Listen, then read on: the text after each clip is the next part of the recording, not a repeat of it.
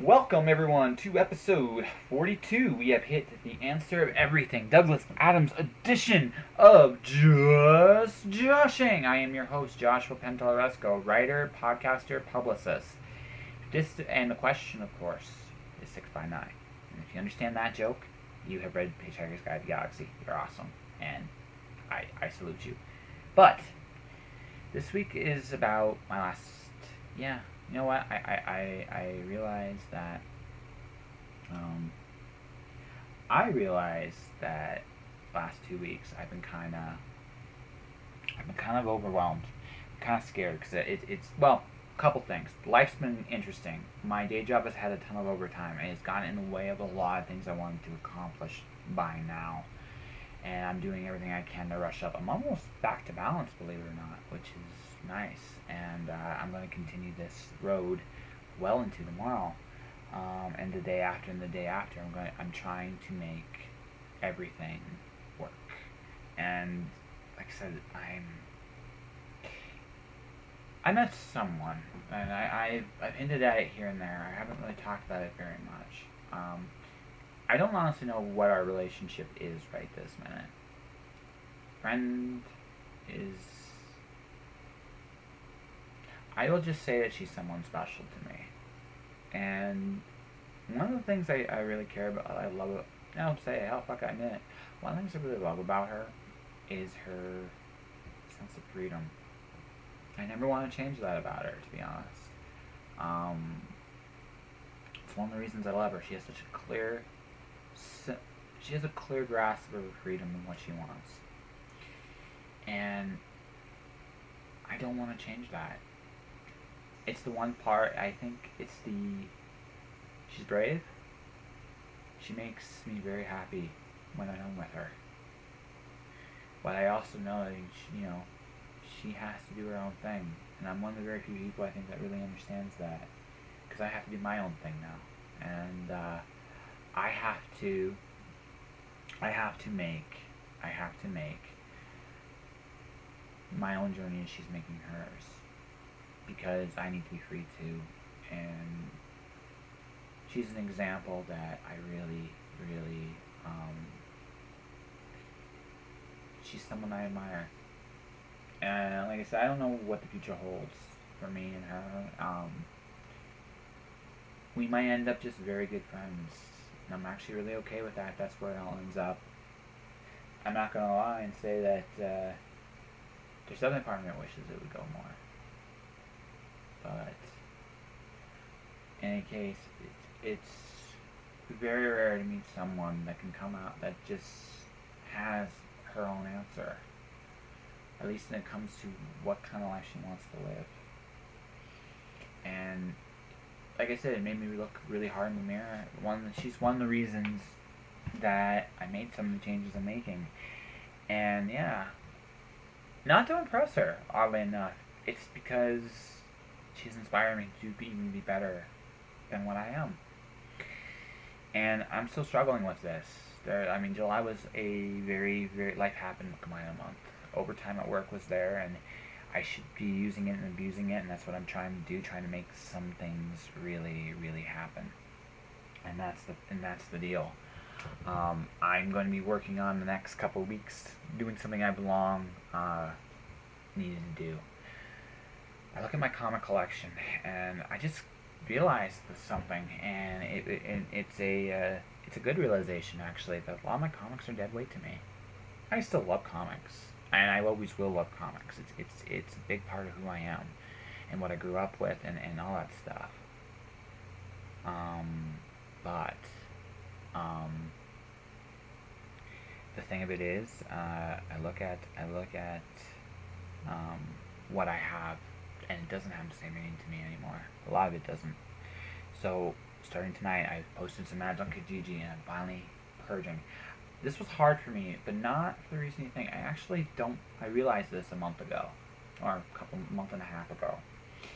Part of it was time. Last month was definitely it, but I think part of it was too, like last time I had to give up any of my collection, I had to do it on terms that were not mine.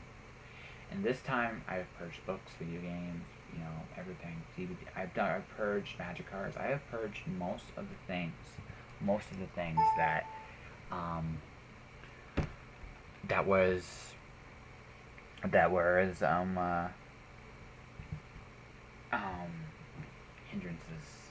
And that's why I see a lot of this as. Don't get me wrong, I'm always going to have my Green Lantern collection. I'm always going to have other books like Ninja Turtles, which I really love. And that stuff I'm going to keep because that means something to me.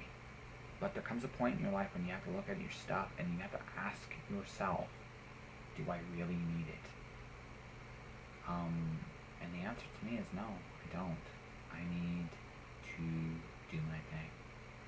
And, yeah, like I said, it's going to be a good deal to me to look at getting rid of all this stuff. And so anyway, we're going to go right into part 2. Joe Gallagher up next. But yeah, I just want to say I like who I'm becoming. I'm where I'm trying to become anyway.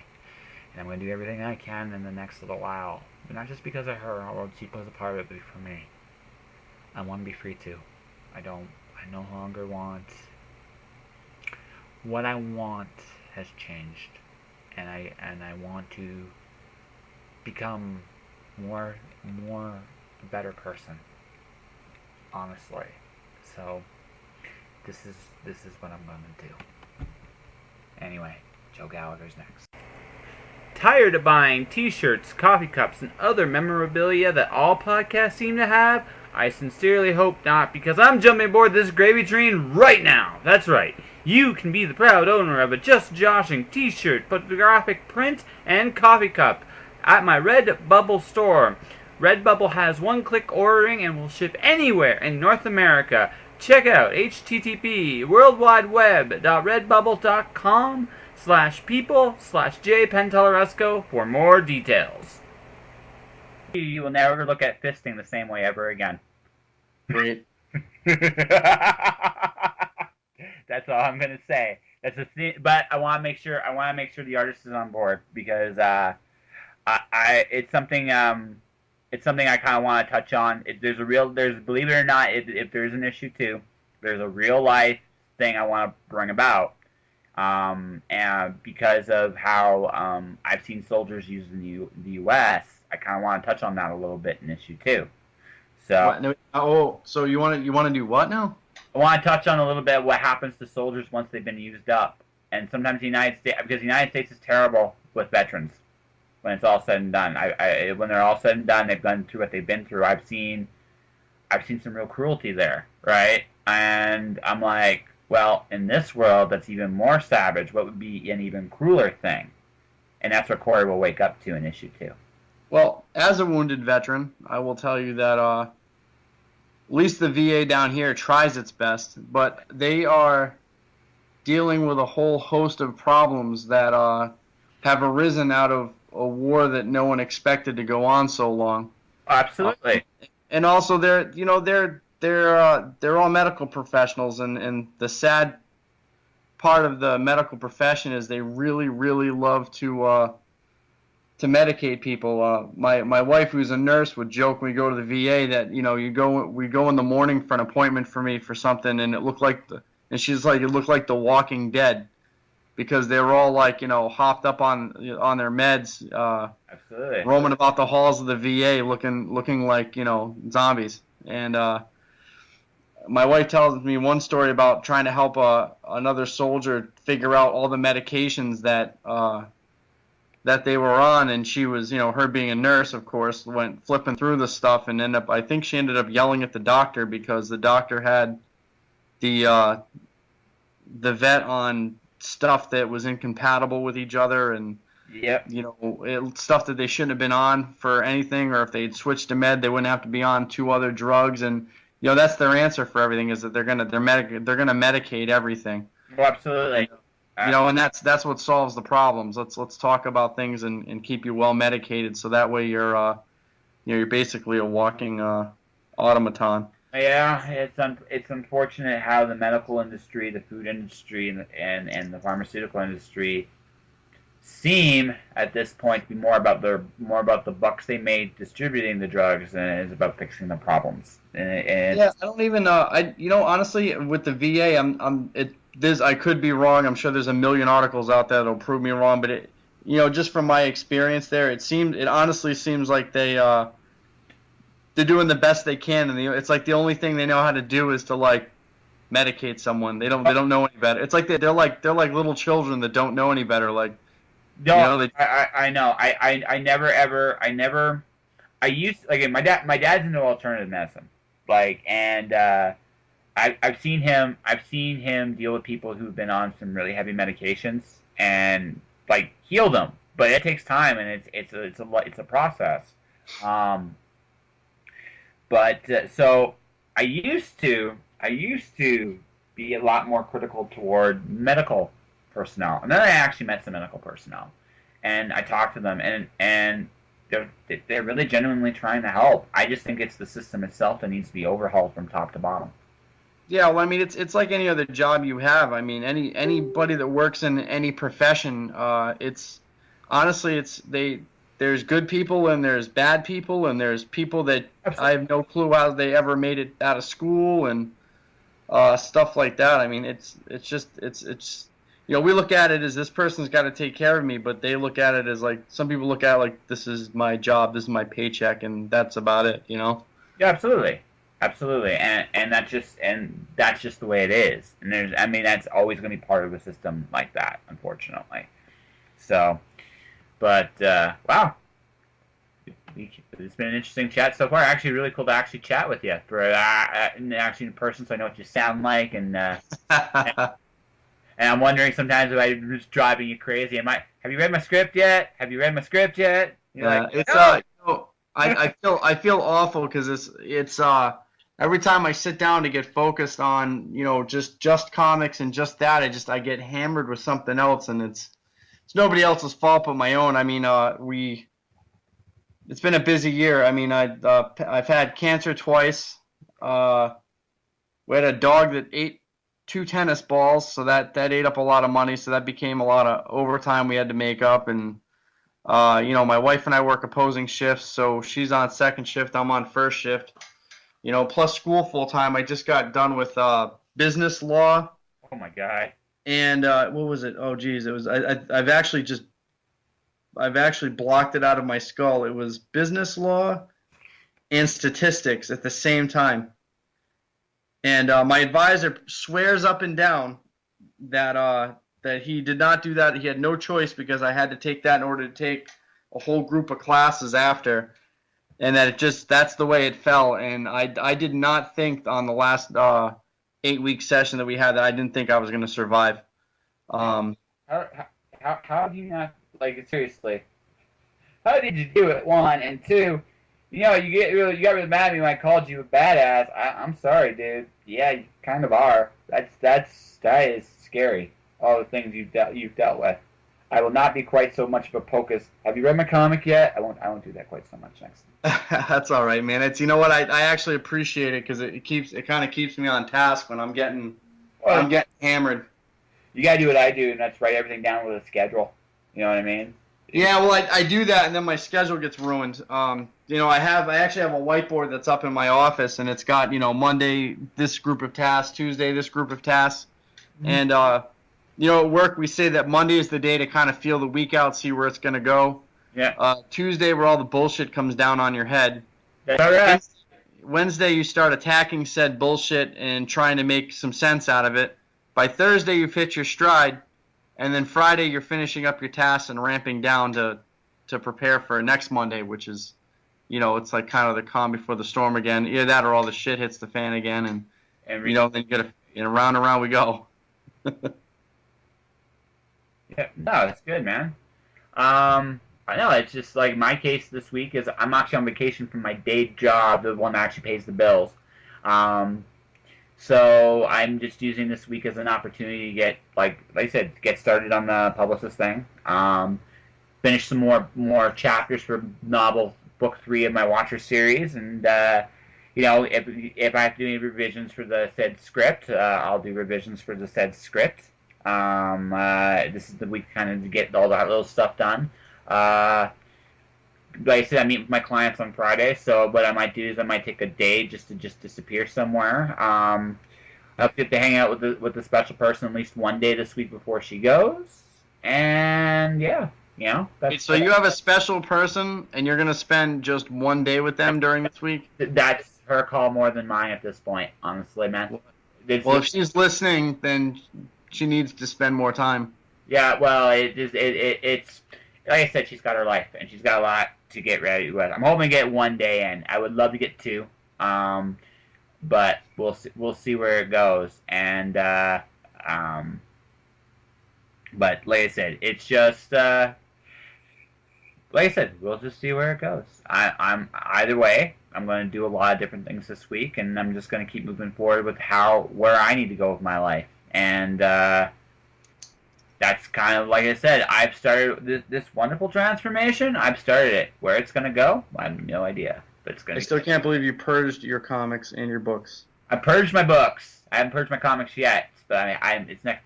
You wonder why I'm doing it? There's another reason. I'm make room for more books. That's the only response I can understand. Oh well, kind of. It's like this.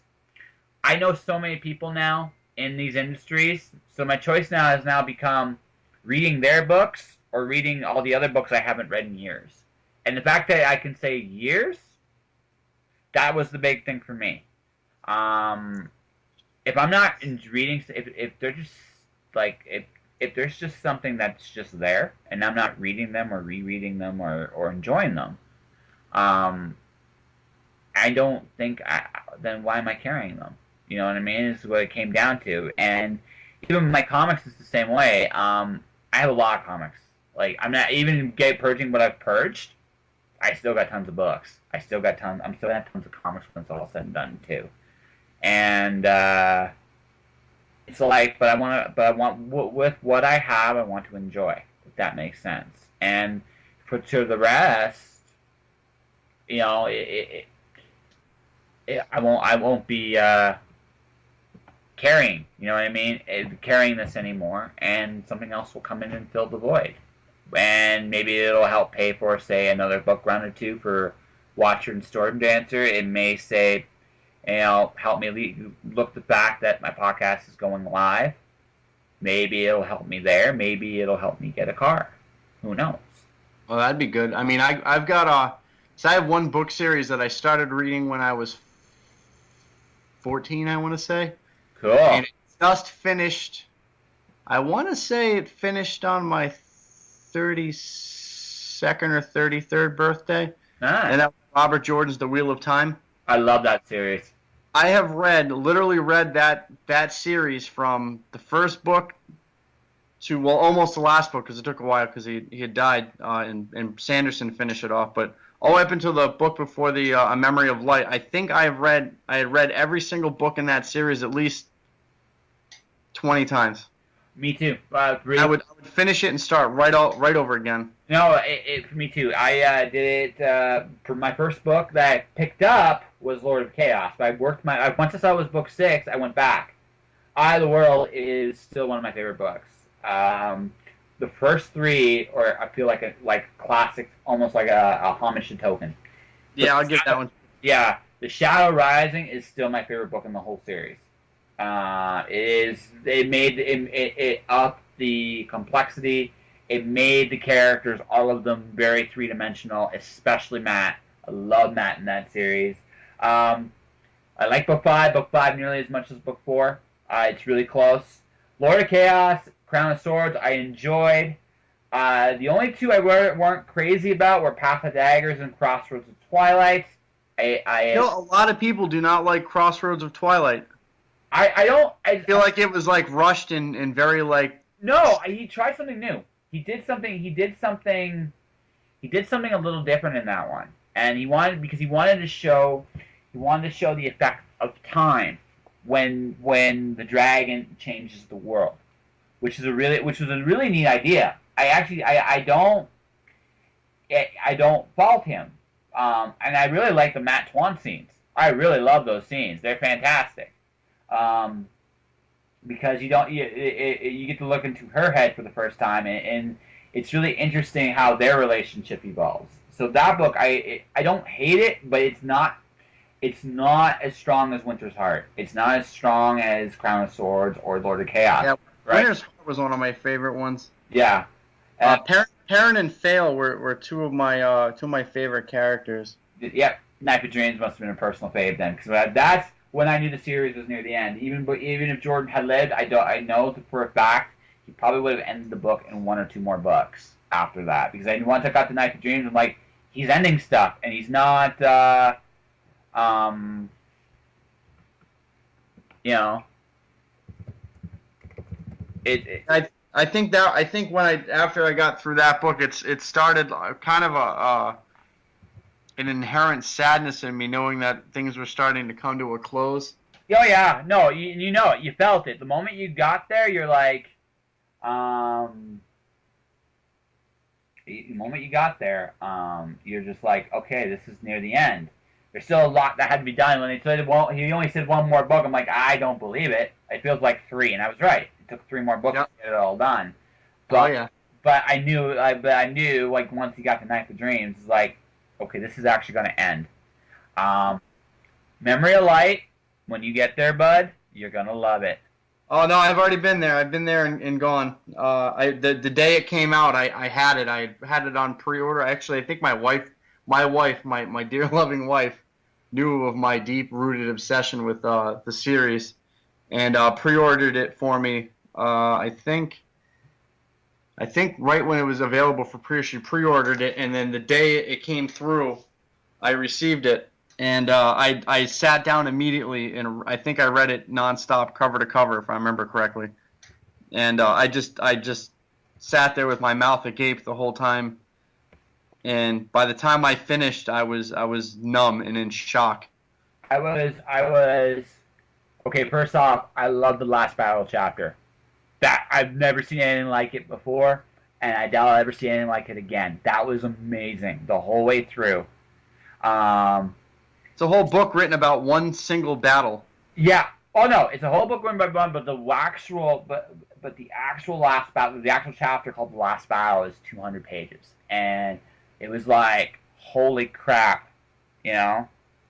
Um, and hold on a second here.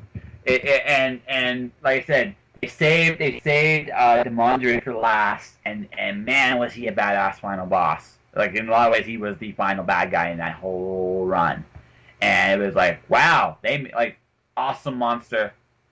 Um, and then you know, you get to that, you get through that, and you see the price that's paid, and like in a lot of ways, that chapter was also start saying goodbye, because once you got through that chapter, all that left was the end, and it was like, wow, and and when I got to the end of that, I felt wholly satisfied. There are a couple things that weren't answered, but you know what? I got my story, and that's all you can really hope for, right? So, Yeah, did you know? You probably do know since you're familiar with it. That was he wrote the last battle was the first thing he wrote in the whole series. yes. No, I heard it was the last chapter, but either Yeah. way, no, it was truly badass the whole way through. It just made you kind of um um like I said, it's just incredible. And you read that because he didn't write most. Like there's a lot he didn't write, but the parts he did, it's like wow. The ending was really good. I really liked how it was done. Didn't tie everything up nicely and neatly. It just it just made things interesting. You know, um, I enjoyed it. I really did. So um, it's still I have them all. And I have them all in hardcover. Every single one of them, including The Great Hunt. It's a book club edition, but I got it in hardcover. I think I have three that were actually signed by him. Actually signed, Jealous. I never got to meet him. not fake signed, but actually he physically signed them. I think I have three. Nah, I think I have Towers of Midnight, and I believe I have Lord of Chaos. Those are the two I'm familiar with. I'm kind of staring at them from across the room right now. nice. But yeah, Sanderson was a perfect choice for that. I've gone on to read bunch of his other stuff since then. Absolutely. No, I got to tell you, that guy is a freaking mastermind. He comes up with some of the most interesting systems I've ever seen. Yeah, it just, man, I'll tell you what, that guy should make RPG video games because he is just. You know what? Honestly, I could see that happen at some point down the road. I really could. I really, really could. It's one of those things where he should. Like, I would love to see a Brandon Sanderson-based game at some point. My personal favorite stuff of his written, though, is stuff not a lot of people have read. Have you ever read Alcatraz versus the Evil Librarians? No, I have not, and you know what? I gotta admit to you, I think I was on the Kindle site, and I think it came up on Kindle, and I was like, huh. And I was like, maybe I should read that, but I'm in the middle of reading another guilty pleasure book series of mine, so I'm kind of trying to push through that before I move on to anything a little out of the ordinary. I finished Way of Kings this year, which was just phenomenal. Big book. I gotta read. My next Sanderson book is probably gonna be Firefight because I read Steelheart. I have read first two Alcatraz. I've read the Mistborn stuff. I like the Mistborn stuff a lot. I love the Mistborn stuff. Yeah. So yeah. No, there's a lot to read. He's got a new Mistborn style book out. Yes, he does. He has two of them actually, which is just... Yeah. I was a little hesitant on pulling the trigger on him though. Well, again, he's now at the point where he's coming out with books on a regular basis, and there's going to be some you really, really like, and there's going to be some you really, really don't. And and that's the thing about it with him is he's now prolific and regular. So like I said, not everything he's going to write now is going to be for me. And that's just the way it is, and I'm good with that. I mean, I truly wish I still want to play Magic with him at some point down the road. So. Yeah, he's a pretty No, I would love it. I'm actually a really decent Magic player, and I'm really good at drafts and pre-releases and sealeds, that kind of thing. That's my specialty. I'm really good at seeing how cards work together. I see that usually a lot quicker than most people. So I'll usually show up at a tournament with a rogue deck. I'll not usually win the tournament, but I'll beat a lot of people that they're like, how does this deck actually work? It just right. Hey, do you know he's got a graphic novel coming out as well called White Sand? Yeah, I already have it on. I have ordered it. So did you pre-order it? Yeah, I did. Fantastic. And I think I did. Well, we, my friend, have talked for quite a while. I've actually talked to you longer than I talked with Mr. Andrew. I win. You do. You win. You are the champion of the world. So let's see. I'm going to be breaking this up into two parts. So, all right. So we're gonna do double the pimping here. So, talk about Ravenfish Studios real quick, and we will wrap up the actual podcast part of this thing, and hopefully I can talk to you for a few extra minutes afterwards. But for those of us who do not know, what is Ravenfish, and why Ravenfish? What actually the name? The name and the company, and what's your goal? The goal of it is to make it a standalone company that's owned by its I don't want to say its employees, but by its creators and artists. The actual name Ravenfish came from, I went on a spirit journey a long time ago and found out that the raven was my totem, and I'm also an avid spear fisherman. So when I go out and I shoot fish or whatever, I kind of have an affinity for the ocean and the sea, so it was just natural to stick the two together and create Ravenfish. Yep. I mean, there's a lot of really in-depth stuff that really kind of goes with it, but that's the hope for it is to make it a full-blown publishing company, and have it basically owned by the creators and have them highlight and showcase their their talents in an environment that's comfortable for everybody. It's not just about the almighty dollar. It's about creation in itself. Hey Joe, before we finish, yes. Say hi. Hey, how's it going? This is Giselle. This is the gal I told you about. Hey Giselle. Hey, how are you doing? Good. How are you? I'm about to go get some grub, so I'm feeling a little hungry, but I feel good. What are you getting? I don't know yet. I'm going out with my mom. She came to visit. Yeah. Yeah. So we'll see. I'm going to embarrass you here. Are you? Yeah, a little bit here. So, like this, like I said, I don't know what I did to deserve like you coming in, but thank you. Aw. Yeah. Come here. Yes. Give me some love. That's all right. Give me some love. So anyway, so there you go. So Joe, real quick, and then I'll let you go. Pimp where people can find you. You can find us on Facebook with Ravenfish Studios Comic Book Collaborative. I can't remember the link, to be honest with you. Okay. But that's the best place to find me, or friend request me, Joe Gallagher on Facebook, and I will send you where you need to go. All right. Well, Joe, thank you very much for being part of the show. Thank you, sir. Thanks for having me. No worries. I'm gonna let you go for now. I'm gonna say goodbye to her, and then we'll talk soon. Okay, man? Hey, take care, brother. Goodbye. And that will do it, ladies and gentlemen, for another episode of Just Joshing. God, I hope just still, if you listen to this, I hope I didn't embarrass you too much. Anywho, guys, take care of yourself, and hopefully at some point down the road, well, I'll get a couple things off my chest here. Like I said, the next little bit it's just going to be busy. I really don't know how I'm going to do, and I'm kind of scared. But a good scared. It's not like it's not terrible. I've been working on this for a month. When I can, life's happened, but you know what? This month that's not going to be the case. At this point, my focus is going into becoming who I want to become, and like I said, not just Giselle, but Joe and Andrew and Christine and Craig and Chris and Mickey Mickelson, all of you, thank you very, very much for believing in me. Each and every one of you.